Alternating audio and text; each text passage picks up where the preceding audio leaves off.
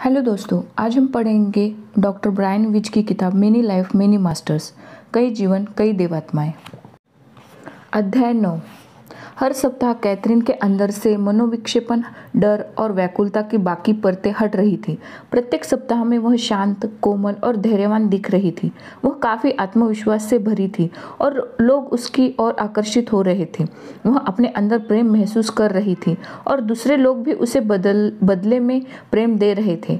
सभी उसे देखते तो उन्हें लगता कि उसके व्यक्तित्व की अंदरूनी चमक सच्चे हीरे जैसी है। कैथरीन की प्रतिगमन अवधि हजारों साल लंबी थी। हर बार जब वह एक सम्मोहन समाधि में प्रवेश करती थी तो मुझे अंदाजा नहीं होता था कि वह उसका कौन सा जीवन काल उभर कर सामने आएगा। प्रागैतिहासिक काल की गुफाओं से प्राचीन मिस्र और वर्तमान आधुनिक काल तक वह पहुंच चुकी थी और उसके सभी जीवनों में बहुत प्यार से देखा गया। कहीं समय के पार देवात्माओं के जरिए आज के सत्र में वह 12वीं सदी में नजर आई थी, लेकिन आज जैसे कैथरीन के रूप में नहीं। मैंने एक हवाई जहाज का आगे का हिस्सा और हवाई पट्टी देखी, एक तरह की हवाई पट्टी। वह धीरे से फुसफुसाई, क्या तुम जानती हो वह विमान कहाँ है? मैं नहीं देख सकती। एटलियन। इसके बाद उसने ज़्यादा विश्वास से कहा, एलिस्टनियन, फ्रांस में। मैं नहीं जानती, सिर्फ एलिस्टनियन। मैंने नॉन मार्क्स का नाम देखा। वॉन मार्क्स एक तरह का भूरा हेलमेट या हैट, चश्मे का एक हैट है जो उसके ऊपर था। फौज बर्बाद हो चुकी है। वह काफ़ी सुदूर इलाका लग रहा है। मुझे नहीं लगता कि उसके पास कोई कस्बा होगा। तुमने क्या देखा? मैंने ध्वस्त भवनों को देखा, मैंने इमारतों को देखा। जमीन अशांत है, धमाकों से, बमबारी से। वह छुपा हुआ अच्छा इलाका था। तुम वहाँ क्या कर रही हो? मैं घायलों के साथ हूँ, उनकी मदद कर रही हूँ। वे उन्हें दूर ले जा रहे हैं। खुद को देखो, अपने बारे में बताओ। नीचे की ओर देखो और बताओ तुमने क्या पहना है। मैंने एक तरह का जैकेट पहना हुआ है। मेरे बाल सुनहरे हैं और आंखें नीली है। मेरी जैकेट बहुत गंदी है। वहाँ कई घायल लोग हैं। क्या तुमने घायलों की मदद के लिए प्रशिक्षण लिया है? नहीं। क्या तुम वहाँ रहती हो या तुम किसी और जगह से वहाँ लाई गई हो? तुम कहाँ रहती हो? मैं नहीं जानती। तुम्हारी उम्र क्या है? 35 वर्ष। कैथरीन खुद 29 साल की थी और उसकी आंखें हल्की भूरी थी, न कि नीली। मैंने प्रश्न जारी रखे, क्या तुम्हारा कोई नाम है? क्या वह जैकेट पर लिखा है? जैकेट के ऊपर पंख बने हैं। मैं एक पायलट हूँ, एक तरह का विमान चालक। तुम हवाई जहाज उड़ाते हो? हाँ, मैं ऐसा करता हूँ। तुम्हें कौन ऐसा करने देता है? मैं नौकरी में हूँ, यही मेरा काम है। क्या तुमने बम भी गिराए हैं? हमारे विमान पर गोले दागने वाली गन है। वहाँ एक दिशा सूचक यंत्र भी है। तुम किस तरह का विमान उड़ाते हो? एक तरह का हेलीकॉप्टर विमान जिसके 4 इंजन हैं। इसके फिक्स्ड विंग है। मैं काफ़ी खुश था क्योंकि कैथरीन विमानों के बारे में कुछ नहीं जानती थी। मैं अचंभित था, वह फिक्स विंग के बारे में क्या सोचेगी, क्योंकि उसे मक्खन बनाना या मृत शरीर पर संलेपन करना ही पता था। सम्मोहन समाधि में उसके पास अज्ञात ज्ञान भरा हुआ था। उस ज्ञान का केवल एक हिस्सा, हालांकि उसके लिए चैतन्य दिमाग में हर दिन उपलब्ध था। मैंने फिर दबाव बनाया, क्या तुम्हारा परिवार है? वे मेरे साथ नहीं है। क्या वे सुरक्षित है? मैं नहीं जानता। मैं डरा हुआ हूँ, भयभीत हूँ कि वे लौट आएंगे। मेरे दोस्त मर रहे हैं। तुम किसके वापस आने से डरी हुई हो? दुश्मन के। वह कौन है? विदेशी, सशस्त्र अमेरिकी सेना, फिरंगी। क्या तुम अपने परिवार को याद करते हो? उन्हें याद करना यहाँ काफ़ी उलझन है। चलो हम वापस उसी जीवन काल में चले, फिर से खुशियों भरे समय में चले। युद्ध के पहले जब तुम घर पर परिवार के साथ रहते थे, क्या तुम वह देख सकते हो? मैं जानता हूँ कि यह काफ़ी मुश्किल है, लेकिन मैं तुम्हें आराम देना चाहता हूँ। याद करने की कोशिश करो। कैथरीन कुछ देर चुप रही, उसके बाद फुसफुसाई, मैंने एरिक नाम सुना। एरिक? मैंने एक लड़की के सुनहरे भूरे बाल देखे। क्या वह तुम्हारी बेटी है? हाँ, वह होनी चाहिए। मॉर्गेट? क्या वह तुम्हारे करीब है? वह मेरे साथ है। हम लोग एक पिकनिक पर हैं। दिन बहुत सुंदर है। मॉर्गेट के अलावा तुम्हारे साथ कोई और है? मैं एक सुनहरे बाल वाली महिला को देख रही हूँ, जो घास पर बैठी है। क्या वह तुम्हारी पत्नी है? हाँ, पर मैं उससे नहीं जानता, कैथरीन ने बताया। वह जवाब उसके वर्तमान जीवन से जुड़े किसी व्यक्ति की पहचान के लिए था। क्या तुम मार्गरेट को जानती हो? उसे करीब से देखो, क्या तुम उसे जानती हो? हाँ, लेकिन मैं उसे कैसे जानती हूँ इसे लेकर मैं निश्चित नहीं हूँ। मैं उसे किसी वजह से जानती हूँ। वह तुम्हारे पास आएगी, उसके आँखों में देखो। वह जूडी है, उसने जवाब दिया। जूडी वर्तमान में कैथरीन की सबसे अच्छी दोस्त है। पहली ही मुलाकात में उन दोनों में एक दूसरे पर भरोसा और अच्छी समझ विकसित हो गई थी और वे दोनों अच्छे दोस्त बन गए थे। उनके बीच ऐसा भरोसा बन गया था कि एक दूसरे के बोलने या ज़रूरत बताने से पहले ही वे उसे भाप लेते थे। जूडी, मैंने दोहराया। हाँ जूडी, वह उसकी ही तरह दिखती है, वह उसी की तरह हंसती है। हाँ, यह तो बहुत अच्छा हुआ। क्या तुम घर में खुश हो या वहाँ कोई समस्या है? लंबे विराम के बाद वहाँ समस्या नहीं है। हाँ, यह समय ज़रूर अशांत है। जर्मन सरकार में राजनीति को लेकर संकट गहराया हुआ है। बहुत से लोग अलग अलग दिशाओं में जाना चाहते हैं। आखिर में यह सब काफ़ी दुखदायी होगा, लेकिन मैं अपने देश के लिए मुकाबला करूँगा। क्या तुम्हारे अंदर अपने देश के लिए सशक्त भावनाएं हैं? मुझे युद्ध पसंद नहीं है। मैं जानता हूँ कि किसी को जान से मार देना गलत है, लेकिन मुझे मेरा कर्तव्य निभाना चाहिए। अब वापस आओ, उस जगह पहुँचो जहाँ तुम थे, जहाँ हवाई जहाज़ मैदान पर है, जहाँ युद्ध हो रहा है, बमबारी हो रही है। आगे युद्ध शुरू हो चुका है। अंग्रेज़ और अमेरिकी सेना ने तुम्हारे करीब बम लगाए थे। वापस जाओ। क्या तुम फिर से हवाई जहाज़ देख पा रहे हो? मैंने कैथरीन से पूछा। हाँ, तुम्हें युद्ध, कर्तव्य और हत्याओं के बारे में सोचकर कैसा अनुभव हो रहा है? हमें बिना किसी उद्देश्य के मरना होगा। क्या? हमें बिना किसी उद्देश्य के मरना होगा, इसके दोहराते हुए जोर से कहा। कुछ नहीं। क्यों कुछ नहीं? क्या इसमें कुछ भी सामान्य की बात नहीं? अपनी ज़मीन या अपने संगों की सुरक्षा भी नहीं? हम कुछ लोगों के विचारों को समर्थन देने के लिए मरेंगे, तब भी जबकि वे तुम्हारे देश के नेता हैं। वे गलत हो सकते हैं, उसने तेजी से मेरी बात को काटते हुए कहा। वे नेता नहीं हैं। यदि वे नेता होते तो इतना आंतरिक विरोध नहीं भड़का होता सरकार के अंदर। कुछ लोग उन्हें पागल कहकर बुलाते हैं। क्या तुम्हें इसका मतलब समझ में आता है? सत्ता के भूखे। हमें भी पागल हो जाना चाहिए, क्योंकि हम उनके नियंत्रण में हैं। खुद को उनके हाथों में सौंप दिया है, लोगों को मारने के लिए और खुद को भी मरने देने के लिए। क्या तुम्हारे कोई दोस्त बचे हैं? हाँ, कुछ अभी जिंदा है। क्या तुम्हारे हवाई दल में से कोई है जो तुम्हारा काफ़ी करीबी है? कोई बम गिराने वाला या दिशा बताने वाला अभी भी जीवित है? मैंने उन्हें नहीं देखा, लेकिन मेरे विमानों को नुकसान नहीं पहुंचा है। क्या तुम फिर से विमान उड़ाओगे? हाँ, हमें पट्टी पर जाकर बाकी विमानों को हटा लेना है उनकी वापसी से पहले।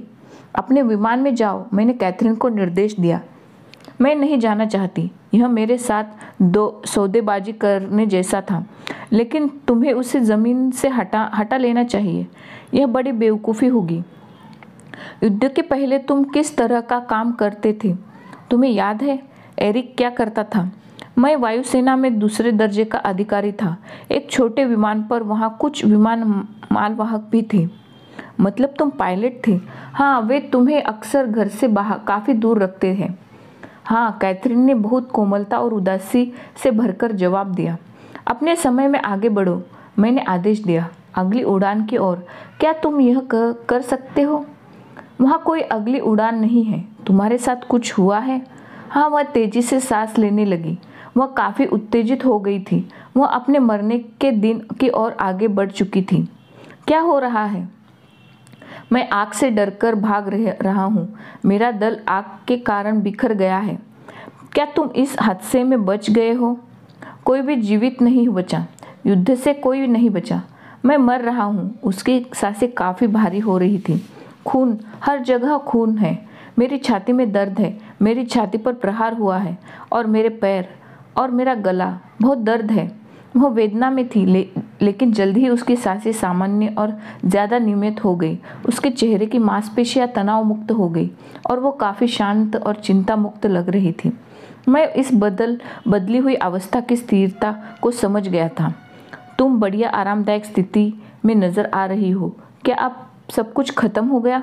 वह रुक गई और उसके बाद से आराम से जवाब दिया, मैं उड़ रही हूँ अपने शरीर से दूर। मेरे पास शरीर नहीं है, मैं फिर से आत्मा हूँ। अच्छा, आराम करो। यह तुम्हारा काफ़ी कठिन जीवन काल था, काफ़ी मुश्किल से तुम्हारी मृत्यु हुई। तुम्हें आराम की ज़रूरत है, खुद को तरोताज़ा करने की ज़रूरत है। बताओ, इस जीवन काल से तुमने क्या सीखा? मैं नफ़रत के बारे में सीखा। बेवजह की हत्याएं, गलत दिशा भरी नफ़रत, लोग नफ़रत करते हैं और उन जानते भी नहीं कि वे क्यों ऐसा कर रहे हैं। जब मैं शरीर अवस्था में था तो शैतानों के द्वारा संचालित था। क्या यह देश के प्रति कर्तव्य से बढ़कर है? कुछ ऐसा है क्या जिससे तुम हत्याएं रोक सकते हो? यदि तुम्हें आदेश भी मिला तब भी स्वयं के प्रति एक कर्तव्य। हाँ, लेकिन उससे विस्तार से नहीं बताया। जब तुम किसी चीज़ का इंतज़ार कर रही हो। हाँ, मैं पुनरुद्धार की अवस्था में जाने की प्रतीक्षा कर रही हूँ। मुझे प्रतीक्षा करनी चाहिए। वे मेरे लिए आएंगे, वे आएंगे। अच्छा, जब वे आएंगे तो मैं उनसे बात करना पसंद करूँगा। हमने कई घंटों से भी ज़्यादा इंतज़ार किया। अचानक उसकी आवाज़ ऊँची और भराई सी हो गई और वह कवि आत्मा की शैली की बजाय ठीक वास्तविक देवात्मा की तरह बोलने लगी। तुम्हारा यह मानना सही था कि भौतिक अवस्था में जो उसके लिए यही सही इलाज है। तुम्हें उनके दिमागों से डर को निकालने फेंकना चाहिए। अगर उनके दिमागों में डर मौजूद है तो यह ऊर्जा की बर्बादी है। यह उन्हें संतुष्टि प्राप्त करने से रोकता है और जिसे वह प्राप्त करने भेजे गए थे। अपने आसपास के संकेतों को प्राप्त करो। उन्हें सबसे पहले गहरे स्तर पर ले जाओ जहां वे अपने शरीर को महसूस नहीं कर सके। तब तुम उन तक पहुंच सकते हो। यह केवल सतह पर ही है कि समस्याएं वर्तमान रहती है। उनकी आत्माओं की गहराई में जहां विचार उन्नत होते हैं, तुम्हें उन तक पहुंचना चाहिए। ऊर्जा, सब कुछ ऊर्जा है। काफ़ी बेकार जा चुकी है। पहाड़ों से अंदर काफ़ी शांति है। उन्हें केंद्र में शांति है, लेकिन बाहर समस्याएं हैं। साधारण मानव और सिर्फ बाहर की ओर देख सकता है, लेकिन तुम काफ़ी गहराई में जा सकते हो। तुम ज्वालामुखी को देख सकते हो। ऐसा करने के लिए तुम्हें अंदर की ओर जाना होगा। शरीर अवस्था में रहना असामान्य होता है, लेकिन जब तुम आध्यात्मिक अवस्था में हो तो यह प्राकृतिक है। जब हम वापस भेजे जाते हैं तो ऐसा लगता है कि वहाँ भेजे जा रहे हैं जिसे कि हम नहीं जानते हैं। इसे लंबे समय तक धारण करना होगा। आत्माओं की दुनिया में आपको इंतज़ार करना होगा। तब कहीं जाकर पुनरुद्धार होता है। यह नवीनीकरण की अवस्था है। यह आयाम है, बाकी आयाम जैसा, जहाँ आप उस अवस्था तक पहुँचने में लगभग सफल हो चुके हैं। इस बात से मैं हैरानी में पड़ गया। मैं कैसे नवीनीकरण की उस अवस्था में पहुंच सकता हूं? मैं अधिकांश अवस्थाओं तक पहुंच चुका हूं। मैंने सहजता से पूछा। हाँ, तुम बाकी लोगों के से ज़्यादा जानते हो। तुम ज़्यादा समझ गए हो। उनके साथ तुम धैर्य रखो। उनके पास वह ज्ञान नहीं है जो तुम्हारे पास है। तुम्हारी मदद के लिए देवदूतों को भेजा जाएगा, लेकिन तुम जो कर रहे हो वह सही है। इसे जारी रखें। यह ऊर्जा कभी भी व्यर्थ नहीं जाना चाहिए। तुम्हें डर से मुक्त होना चाहिए। यह एक अच्छा हथियार होगा। इसके बाद देवात्मा चुप हो गई। मैंने इस अविश्वसनीय संदेश के गूढ़ अर्थ पर मनन किया। मैं जानता था कि मैंने कैथरीन के डरों को बाहर निकालने में सफलता पा ली है, लेकिन यह संदेश कुछ ज़्यादा वैश्विक अर्थ लिए था। एक चिकित्सक साधक के रूप में सम्मोहन की प्रभावशीलता का पुष्टिकरण ज़्यादा था। इसमें पूर्व जीवन काल के प्रतिगमन से ज़्यादा जुड़ना पड़ता था, जबकि एक एक करके आम लोगों पर इसे लागू करना मुश्किल होगा। नहीं, मुझे लगता है कि यह मौत के डर से संबंध रखता है, जो ज्वालामुखी की गहराई में समाया है। मरने का डर, वह छुपा डर, स्थायी डर, जिसे कितने भी धन या ताकत से निष्क्रिय नहीं किया जा सकता। बस यही सार है। लेकिन यदि लोग जान जाते कि जीवन अनंत है, मतलब हम कभी नहीं मर सकते, हम वास्तव में कभी जन्म भी नहीं लेते हैं, यह सभी डर खत्म हो सकते हैं। यदि वे जान जाएंगे कि वे गणित बार जन्म ले चुके हैं और उनके बाद अगणित बार जन्म लेंगे, तो वे कितना आश्वस्त अनुभव करेंगे यदि उन्हें पता हो कि जब वे शरीर अवस्था में होते हैं और मौत के बाद एक आध्यात्मिक अवस्था में होते हैं तो उनकी मदद के लिए आत्माएं आसपास ही मौजूद होती है। वे अपने सगे संबंधियों के साथ उन आत्माओं से जुड़ सकते हैं। सोचिए, ऐसा होने पर वे कितने आराम में रहेंगे। यदि उन्हें जानकारी हो कि अभिभावक देवदूत भी वास्तव में होते हैं तो वे कितनी ज़्यादा सुरक्षा महसूस करेंगे, या वे जान जाएंगे कि उनके हिंसक काम और लोगों को अन्याय दर्ज दिए जा रहे हैं और उन्हें किसी अन्य जीवन काल में उन्हें चुकाना हो तो प्रतिहिंसा के लिए उनका गुस्सा और चाह कितनी कम मन में रहेगी। और यदि उन्हें निश्चित ही ज्ञान हो कि ज्ञान से ईश्वर तक पहुंचा जा सकता है तो भौतिक संपत्ति व सत्ता का क्या उपयोग, क्योंकि वे सब खुद में खत्म हो जाने वाली है और इस ईश्वर तक पहुंचने का साधन नहीं बनती। लालची होने या सत्ता की भूख रखने का कोई भी महत्व नहीं होता, लेकिन इस ज्ञान के साथ लोगों तक कैसे पहुंचा जा सकता है। अधिकांश लोग अपने चर्च, पूजा घरों, मस्जिदों या मंदिरों में प्रार्थना करते हैं जो कि आत्मा की अमरता के लिए होती है, पर प्रार्थना पूजा के बाद वे फिर से अपनी स्पर्धात्मक मस्ती, लालच, चालबाजी, स्वार्थमयता में वापस लौट आते हैं। ये सभी काम आत्मा के विकास में बाधक बनते हैं। तो यदि विश्वास पर्याप्त नहीं है तो विज्ञान मदद कर सकता है। संभवतः कैथरीन और मेरे अनुभव का अध्ययन, उनका विश्लेषण और उन्हें तटस्थ वैज्ञानिक ढंग से समझने की ज़रूरत है जो व्यवहार और भौतिक विज्ञान में प्रशिक्षित लोगों द्वारा की जा सकती है। हालांकि इस समय एक वैज्ञानिक पर्चा या एक किताब को लिखाना मेरे दिमाग में बहुत दूर की बात थी, न घटित होने वाली संभावना।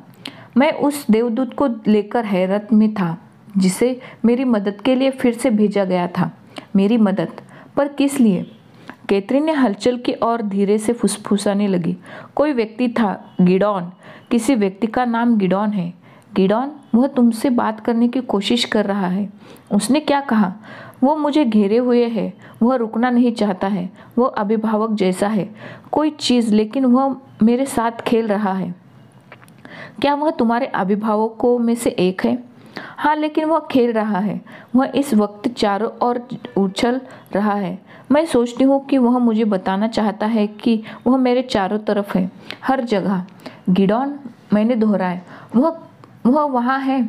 उसने होने से तुम सुरक्षित महसूस करती हो? हाँ, जब मुझे उसकी ज़रूरत होगी वह वापस आएगा। अच्छा, वहाँ तुम्हारे आसपास अन्य आत्माएं भी हैं?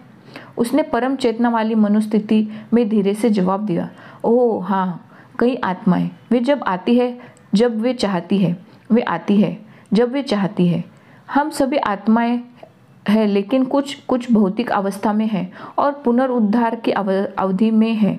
कुछ अन्य अभिभावक है, लेकिन हम सभी वहाँ से जाएंगे। हम भी अभिभावक रहे हैं। हम सीखने के लिए वापस क्यों आते हैं? हम आत्मा रूप में रहकर सबक क्यों नहीं सीख सकते? सीखने के लिए कई स्तर होते हैं और उनमें से कुछ शरीर में सीखे जाते हैं। हमें दर्द ज़रूर महसूस करना चाहिए। जब आप एक आत्मा के रूप में होते हैं तो आपको कोई दर्द महसूस नहीं होता। यह पुनरुद्धार का समय होता है। आपकी आत्मा नहीं होती है। जब आप शरीर रूप में होते हैं तो दर्द को महसूस कर सकते हैं, आप घायल भी हो सकते हैं। आत्मा रूप में आप कुछ भी महसूस नहीं करते हैं। इनमें मात्र आनंद व निरोग होने का एहसास होता है। लेकिन हमारे लिए यह एक नवीनीकरण का समय है। आध्यात्मिक अवस्था में लोगों के बीच पारस्परिक व्यवहार अलग होता है। जब आप शरीर अवस्था में होते हैं तभी आप संबंधों को अनुभव कर सकते हैं। मैं समझ गया, यह ठीक ही होगा। वह फिर से चुप हो गई। इस बीच कई मिनट गुजर गए। मैं एक सवारी गाड़ी देखी। उसने फिर से बताना शुरू किया। नीली सवारी गाड़ी? बच्चों की गाड़ी? मैंने पूछा। नहीं, यह गाड़ी जिसकी सवारी की जाती है वह कुछ नीली है। ऊपरी किनारा नीला है, अंदर से भी नीली है। क्या घोड़े उसे खींच रहे हैं? उसके पहले बड़े हैं, पहिए बड़े हैं। मैंने उससे किसी को बैठे नहीं देखा, लेकिन दो घोड़े उसे खींच रहे हैं, जिससे एक स्टेली रंग का और दूसरा भूरा है। स्टेली वाले का नाम एप्पल है क्योंकि उसे सेब पसंद है। दूसरे का नाम ड्यूक है। वो दोनों बहुत अच्छे हैं। वे आपको कभी नहीं काटते हैं। उनके पैर बड़े हैं, बड़े बड़े पैर। क्या वे बहुत सामान्य किस्म के घोड़े हैं या कोई अलग किस्म के? नहीं, वे काफ़ी अच्छे घोड़े हैं। क्या तुम वहाँ हो? हाँ, मैं उनकी बड़ी नाक देख सकता हूँ। वह मुझसे काफ़ी बड़ा है। क्या तुमने घोड़ा गाड़ी चलाई? उसके जवाबों में से मैं जान गया कि वह एक बच्चे के रूप में थी। वहाँ घोड़े हैं, एक लड़का भी है। तुम कितने साल के हो? बहुत छोटा, मैं नहीं जानती। मुझे नहीं पता कि यह गणना कैसे करते हैं। क्या तुम उस लड़के को जानती हो? तुम्हारा दोस्त या भाई? वह एक पड़ोसी है।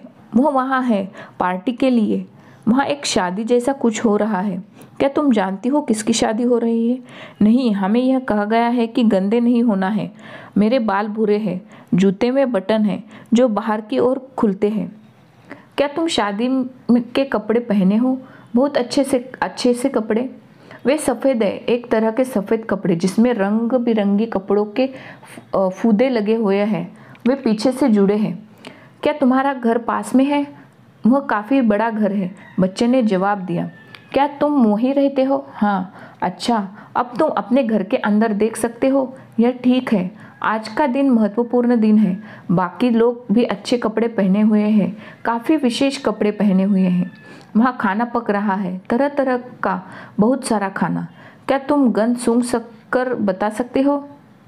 हाँ, वे लोग एक तरह की रोटी तैयार कर रहे हैं। रोटी, मांस। हमें कहा गया है कि एक बार फिर से बाहर चले जाओ। इससे मैं काफ़ी खुश था। मैंने उससे कहा कि अंदर सब कुछ सही था और अब उसके बाहर आने के निर्देश मिल चुके हैं।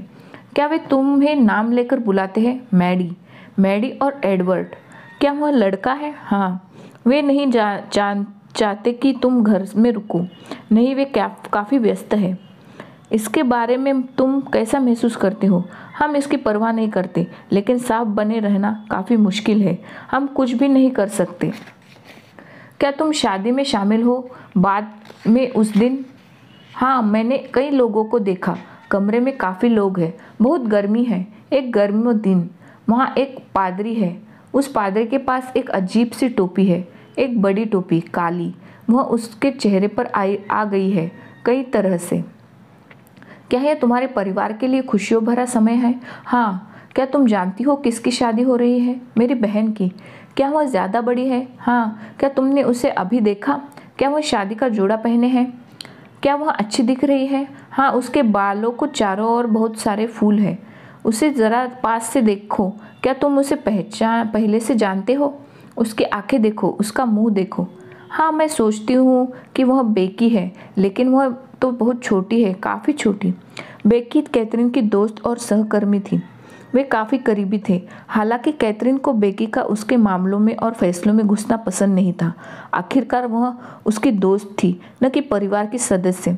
लेकिन अब भी अंतर साफ नहीं था। वह मुझे पसंद करती है और मैं उसके सामने खड़ा हो सकता हूँ क्योंकि वह चाहती है। अच्छा, अपने आसपास देखो। क्या तुम्हारे माता पिता वहाँ हैं? हाँ, वे तुम्हें काफ़ी चाहते हैं। हाँ, बहुत अच्छा। उन्हें ज़रा करीब से देखो। पहले अपनी माँ को देखो। क्या तुम्हें कुछ याद आ रहा है? उनके चेहरे की ओर देखो। कैथरीन ने कई गहरी सांस ली। मैं उन्हें नहीं जानती। पिता की ओर देखो, उन्हें करीब से देखो। उनकी मुख मुद्रा को देखो, उनकी आंखों को देखो, उनके मुख की ओर देखो। क्या तुम उन्हें जानते हो? वह स्टुअर्ट है, उसने बड़ी तेजी से जवाब दिया। तो स्टुअर्ट एक बार फिर से उसके जीवन में प्रकट हो गया था। यह आगे जाने के लिए उपयोगी जानकारी है। तुम्हारे उसके साथ किस तरह के संबंध थे? मैं उससे बहुत प्यार करती थी। वह मेरे लिए काफ़ी अच्छा था, लेकिन वह सोचता था कि मैं एक उपद्रवी हूँ। उसकी सोच है कि बच्चे उपद्रवी होते हैं। क्या वह काफ़ी गंभीर है? नहीं, वो हमारे साथ खेलना पसंद करता है, लेकिन हम उससे काफ़ी सवाल पूछते हैं। वो हमारे लिए बहुत अच्छा है, सिवाय इसके कि हम बहुत सारे सवाल पूछते हैं।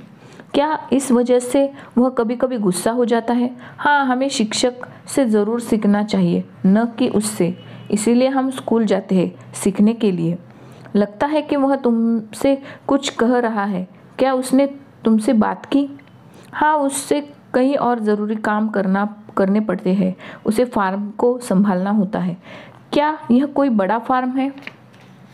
हाँ, क्या तुम जानती हो यह कहाँ है? नहीं।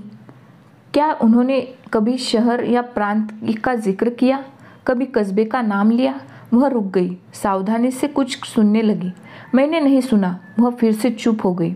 ठीक है, क्या तुम इस जीवन काल में और आगे जाना चाहती हो? क्या तुम्हें आगे जाना है या बस इतना ही? उसने मेरी बात काटते हुए कहा, बस इतना काफ़ी है।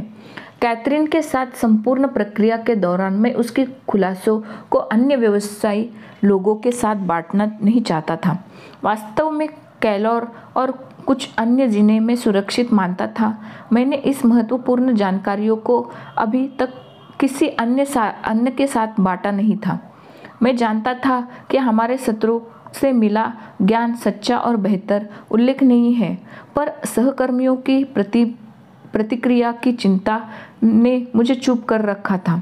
मैं अभी भी अपनी प्रतिष्ठा और भविष्य और अन्य लोग मेरे बारे में क्या सोचेंगे, यह चिंता के कारण दुविधा में था। कैथरीन के ओटो में हफ्ते दर हफ्ते निकलने वाले प्रमाणों से मेरा व्यक्तिगत संदेह दूर हो चुका था। मैं अक्सर उन सत्रों और उनके तुरंत फरत नाटकीय घटनाक्रमों को फिर से अनुभव करने के लिए उनको रिकॉर्ड टेप में सुनता रहता था, पर अन्य लोग तो केवल मेरे अनुभवों पर निर्भर थे, शक्तिशाली लेकिन उनके अपने नहीं थे। मैं खुद को और ज़्यादा आंकड़े जमा करने के लिए विवश अनुभव कर रहा था। जैसे जैसे मैं उन संदेशों को अपनाता और उन पर भरोसा करता गया, मेरा जीवन सरल और पहले से ज़्यादा संतुष्ट हो गया। अब इनकी कोई आवश्यकता नहीं थी कि अपनी अलग भूमिका की जाए, अभिनय किया जाए या वह बना जाए जो मैं नहीं हूँ। मेरे रिश्ते ज़्यादा ईमानदारी भरे और सरल हो गए। पारिवारिक जीवन कम उलझन भरा और ज़्यादा आरामदायक हो गया। कैथरीन के माध्यम से मेरे मिले ज्ञान को बांटने की मेरी अनिच्छा भी धीरे धीरे कम हो गई। आश्चर्यजनक रूप से अधिकांश लोगों ने बहुत दिलचस्पी दिखाई और वे बहुत कुछ जानना चाहते थे। कईयों ने मुझे अपने निजी पारलौकिक घटनाओं के अनुभव भी बताए, जो कि ईसीपी जैसा वो शरीर से बाहर रहने के अनुभव, पुनर्जन्म के सपने या ऐसे ही कुछ थे। इसमें से कईयों ने तो उनके बारे में भी अपने जीवन साथी तक को नहीं बताया था। लोग समान रूप से अपने ऐसे अनुभवों को बांटने में डरते हैं, जहाँ तक कि अपने परिवार और उपचारकारों से भी के साथ भी डरकर साझा करते हैं कि कोई उन्हें गलत या अनोखा समझेगा। पर ये पारलौकिक घटनाएं बहुत हद तक सामान्य हैं। लोग जितना समझते हैं उससे भी ज़्यादा यह केवल एक अनिच्छा होती है जो दूसरों को इनके बारे में बताने से रोकती है और उन्हें दुर्लभ बना देती है, और जो ज़्यादा परिपक्व होता है वह उन्हें बांटने में ज़्यादा अनिच्छुक होता है।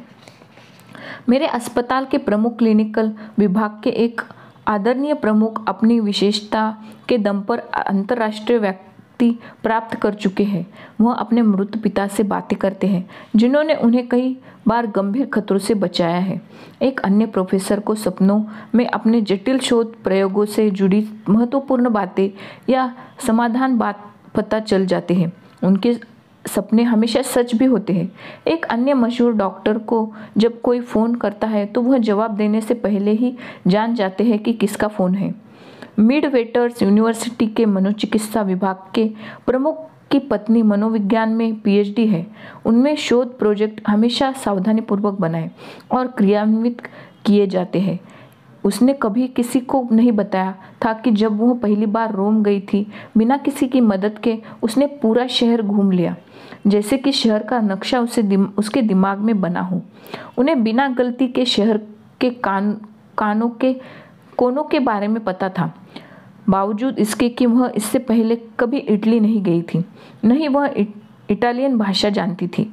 इटालियन वासी बार बार उनसे अपनी भाषा में संपर्क करते और गलती से उन्हें इटालियन वासी समझते। उनका दिमाग भी रोम के अनुभवों को मानने के लिए संघर्षरत था। मैं अब समझ गया था कि क्यों ऐसे उच्च प्रशिक्षण प्रोफेशनल लोग इतनी गोपनीयता से रहते हैं। मैं भी उनमें से एक था। हम अपने ही अनुभव और विवेक को नकार नहीं सकते। हालांकि हमारा प्रशिक्षण कई मायनों में जानकारियों, अनुभव और उन विश्वासों से विपरीत होता था जिन्हें हम संग्रहित किया है, तो हम चुप ही बने रहते हैं। यहाँ पे हमारा अध्याय समाप्त होता है। मिलते हैं हम अपने अगले अध्याय में। नमस्कार।